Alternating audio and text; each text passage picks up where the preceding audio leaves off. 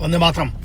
Operation सिंदूर, जो लोग देशभक्त हैं उनको तो पता चल गया होगा और जिनकी जली होगी उनको भी पता चल गया होगा। तो ऑपरेशन सिंदूर क्या ये सिर्फ एक मिलिट्री एक्शन है? नहीं, सिर्फ एक मिलिट्री एक्शन नहीं था। ये ऐलान था कि भारत एक बब्बर शेर की तरह दहाड़ेगा। हो गया वो टाइम जब दुनिया भर से पूछना ताछना ये विदेशी ताकतों से। मैंने 23 तारीख को एक वीडियो किया था, बहुत सारे लोग बोल रहे थे अरे ऐसे कहने से कुछ नहीं होगा। कहा था ना 22 दिन के अंदर देख लो। तो सिर्फ बेटा ये वीडियो नहीं करते, ये बहुत बाद में करते हैं। इसके पहले भी कुछ किया और उसके बाद भी देश के लिए जो कर सकते हैं करते रहेंगे। अब ये एक ऐलान है, ऑपरेशन सिंदूर जो है ना वो एक ऐलान है कि भारत की जो इज्जत है, डिग्निटी है, इसकी रक्षा के नाम पे जो हमारी मातृभूमि के माथे पर एक सिंदूर है ना, समझ लीजिए वो सिंदूर का मतलब क्या है कि जो हमारी मातृभूमि है ना इसकी एक सीमाएं हैं। उस सिंदूर को मिटाने की कोशिश कोई भी करेगा।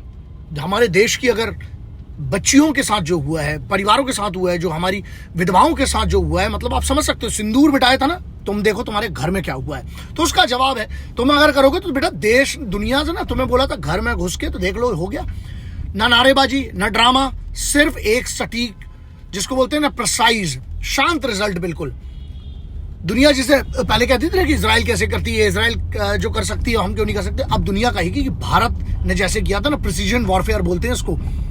अब कोई दुनिया में इतिहास में ना सबसे पहले ये चीज आएगी कि बेटा 9 जगहों पर 9 ठिकानों में हमने नहीं पूछा कि टारगेट कितनी दूर है, हमने पूछा सिग्नल क्लियर है कि नहीं। मतलब ये कोर्ट किसकी तरफ से, समझ लीजिए ये हमारी फोर्सेस की तरफ से इस्तेमाल की गई जो एयरफोर्स की हमारी टेक्नोलॉजी है। पाकिस्तान को हवा तक नहीं रही, उनका जो एयर डिफेंस पूरा का पूरा है ना, एयर डिफेंस आर्टिलरी जो उनकी है पूरा का पूरा बर्बाद हो गया। राफेल जब F3 की बात कर रहे हैं ना, जब F3P F3R जब वो स्कैल्प और हैमर गाइडेड मिसाइल्स के साथ घुसता है तो किसी इनके औकात है सीधे टारगेट को सिलेक्ट लॉक न्यूट्रलाइज का था।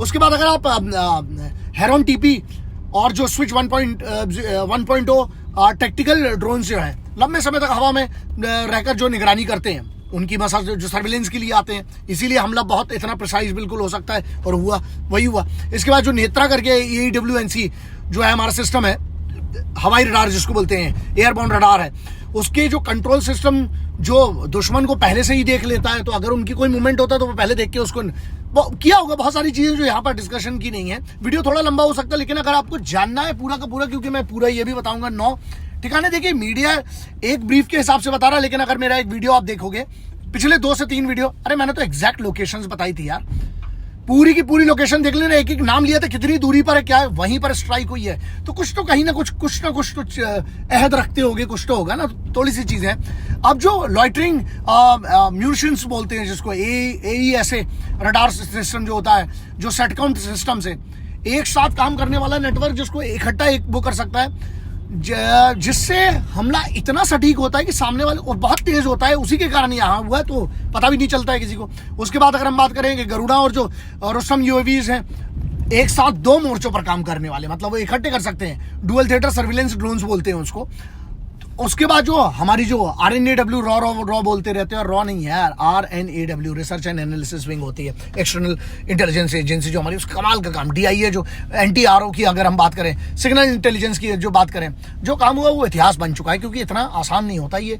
जब आप वॉरफेयर के हिसाब से समझेंगे, क्योंकि 4th generation 5th generation warfare में हम आगे बढ़ रहे हैं, और वो सामने वाला तो पूरे चला ही रहा, 4th और 5th नैरेटिव वॉरफेयर चलाता है, बहुत कुछ कह सकता था। आप नहीं कहोगे बेटा, क्योंकि कहने के लिए ना, क्योंकि सिविलियंस कैजुअलिटीज नहीं हुए हैं, आर्मी के ठिकानों को नहीं किया गया, किनको किया गया वो अगर आपको जानना है तो मैं थोड़ा बहुत जितना मैंने पहले भी कहा था फिर से कह देता हूँ। बहावलपुर जो है वो जैश ए मोहम्मद का मुख्यालय हेडक्वार्टर माना जाता है। यहीं से जो आतंकी फियादीन जिसको बोलते हैं ना, हमलों में प्लानिंग होती है, यहीं से प्लानिंग करते हैं। अगर आप ढांचा जिसको बोलते हैं ना, पूरा का पूरा इसको तैयार किया जाता है। अब क्या हुआ, डिस्ट्रॉयड जिसको हम कहेंगे, अब एक शब्द का उपयोग करूंगा मैं, महाकाल की भस्म लगा दी गई, मतलब भस्म हो गए। उसके बाद मुर्दगे करके जगह है जो लश्कर तैयबा का सबसे बड़ा ट्रेनिंग बेस बोला जाता है उसको, ठीक है, पाकिस्तान की आंख का तारा बोलते थे उसको। क्या हुआ, अब सिर्फ राख बची है, भस्म। सियालकोट जो है, महमूना जोया करके जो जगह है, हिजबुल का ब्रेन रूम माना जाता है। मैंने पहले बहुत बार इसके बारे में चर्चा की, अपने पिछले 2 वीडियो अगर आप देखेंगे तो एक एक डिटेल की है उसमें। उसके बाद जो है हिजबुल का ब्रेन रूम इसको बोलते हैं, कंट्रोल सेंटर बोलते हैं हिजबुल मुजाहिदीन का।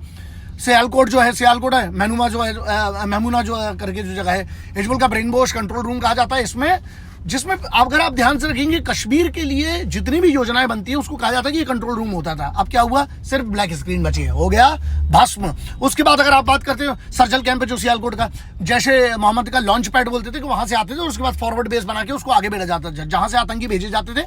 अब सिर्फ क्या बचा वहां पर, धुआं धुआं, हो गया भस्म। उसके बाद गुलपुर कोटली की हम बात करते हैं, पीओके को जो जगह पर इन्हें बना हुआ है लश्कर का हमला, जिसको बोलते हैं ना हमला के लिए, अब लास्ट लॉन्च पैड यही है, यहां से चले जाओ, नेक्स्ट ट्रेनिंग सेंटर भी बोलते थे उसको। अब क्या हो गया, मिट्टी में मिल चुका, हो गया भस्म। कोटली अब्बास कैंप की अगर हम बात करते हैं, एक हाईटेक, बहुत लिमिटेड है लेकिन हाईटेक ट्रेनिंग सेंटर उसको इन लोग बोलते थे, एडवांस ट्रेनिंग यूनिट के नाम से इसको जानते थे कोटली अब्बास कैंप को।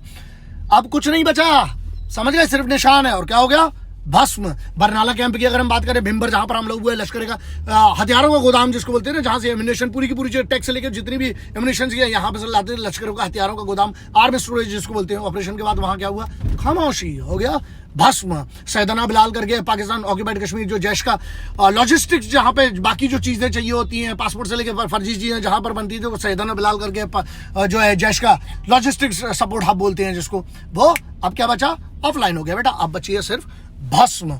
उसके बाद लास्ट जो था, अगर आप बात करें सवाई नाला जो है मुजफ्फराबाद में, मैंने कम से कम 6 से 8 बार इसको पिछले 5 सालों में बोला है, अपनी वीडियोस में बताया भी है इसको। लश्कर का घुसपैठ ट्रेनिंग ग्राउंड बोलते हैं, इन्फिल्ट्रेशन बेस, मतलब जहां पर सील लग गई अब तो, और हो गया भस्म। तो ये तो 9 ट्रेनिंग सेंटर थे, पहले भी डिटेल दी, आगे अगर आप कहेंगे तो और मेरे पास तो एक जो प्रेसिडेंट जहां की जो डिटेल्स है जो दी जा सकती हैं, जो डिक्लासिफाइड हो चुकी हैं। अब अगर बात करूं तो पहले मैं कहता था हमेशा मैं डिक्लासिफाइड की बात करता हूं, क्लासिफाइड की जरूरत ही नहीं पड़ती है। ऑपरेशन सिंदूर क्यों नाम रखा, अगर मेरे हिसाब से समझे तो सिंदूर केवल एक सजावट नहीं है, वो भारत की आत्मा है, वो शक्ति है, श्रद्धा है और मर्यादा की लकीर है जो हमारी सीमाओं के माथे पर खींच गई कि बेटा ये सिंदूर है। महिलाओं के लिए भी इसीलिए होता है कि आपको पता है कि एक शादीशुदा महिला की तरफ आप देख रहे हैं, मतलब आप पूरे खानदान को फिर चैलेंज कर रहे हो वाली बात होती है। वैसे तो किसी भी महिला को आप देखें, लेकिन सिंदूर बहुत बड़ी ताकत होती है क्योंकि उसी के लिए विवाह संस्कार होते हैं, उसी के लिए चीजें होती है।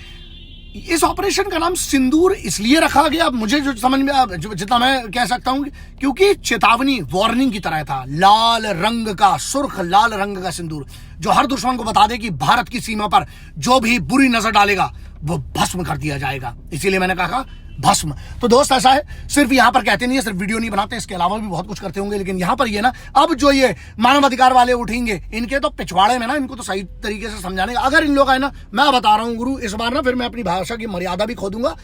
कसम तोड़ना नहीं चाहता हूं, लेकिन हड्डी तो मैंने कसम नहीं तोड़ूंगा, लेकिन हड्डी तोड़ने का कोई ऐसा वादा नहीं है। मेरी परवरिश ने मुझे हड्डियां तोड़ना सिखाया, भरोसा और कसमें तोड़ना नहीं। इसलिए सिर्फ इतना है, उन लोगों के लिए चुनौती है, सुनो, में शांति से बैठना।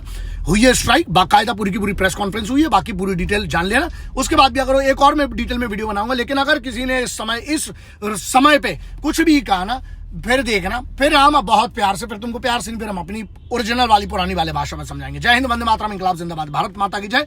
आप सभी को बहुत बहुत बधाइयां, सेनाओं को बहुत बहुत धन्यवाद, इंटेलिजेंस यूनिट को धन्यवाद, सरकार को धन्यवाद। और आप बताइएगा आपको कैसा लगा इस बार का जो 9 जगह पर कमाल का गया है खेला। देखो, कमाल का गया है खेला और पूरा आतंकियों का घर गया है पेला। जय हिंद, वंदे मातरम, इंकलाब जिंदाबाद, भारत माता की जय।